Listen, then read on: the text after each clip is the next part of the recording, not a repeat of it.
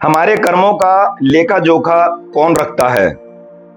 ऊपर भी तो कोई होगा जो हमारे पाप और पुण्य कर्मों का लेखा जोखा रखता होगा। किसी ने प्रश्न किया है। हमारे एक रिलेटिव, उनके अंत समय पर जो 3 महीने हैं वो बहुत बुरी अवस्था में बीते। खाली वो एक जगह पर सिर्फ लेटे रहते थे, ठीक से हिल भी नहीं पाते थे। जब उन्हें अपनी कोई बात कहनी होती तो पेट के ऊपर डायरी रखते थे और ऐसे ही लिख लेते, ऐसे ही लिख देते थे।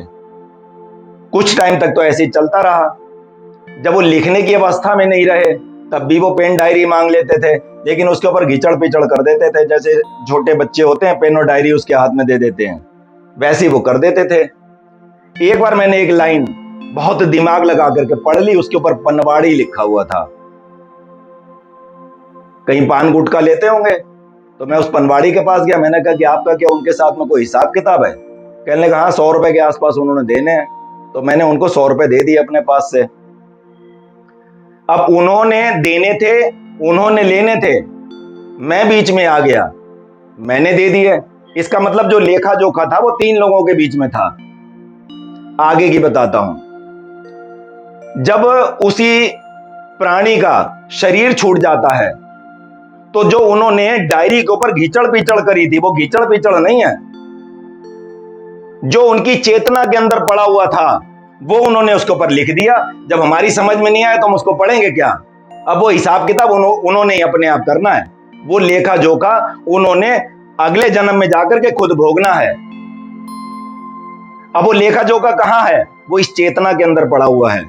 जब शरीर छोड़ा, किसी दूसरे शरीर में गए, जैसे मान लो अगला जन्म किसी परिवार में हो गया, बच्चे के रूप में गए, तो मां की नाड़ बच्चे के साथ में होती है जुड़ी हुई, और जब बच्चे का जन्म हो जाता है उस नाड़ को काट देते हैं, तो वही चेतना उस नाड़ के अंदर तुरंत प्रवेश कर जाती है।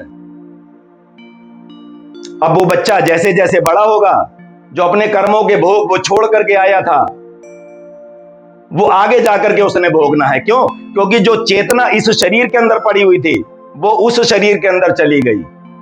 कहीं नहीं है मरने के बाद कि आपका लेखा जोखा होगा, सब यहीं पर होता है। सिर्फ शरीरों के अंदर ट्रांसफर हो जाता है, भोगना इसी शरीर के अंदर ही है। हाँ, इन कर्मों को परमात्मा के नाम का सिमरन करके घटाया और बढ़ाया भी जा सकता है, यहां तक कि इसको काटा भी जा सकता है कि ये मेरे प्रारब्ध के कर्म हैं, उसे खुशी खुशी भोग लेना। भक्तों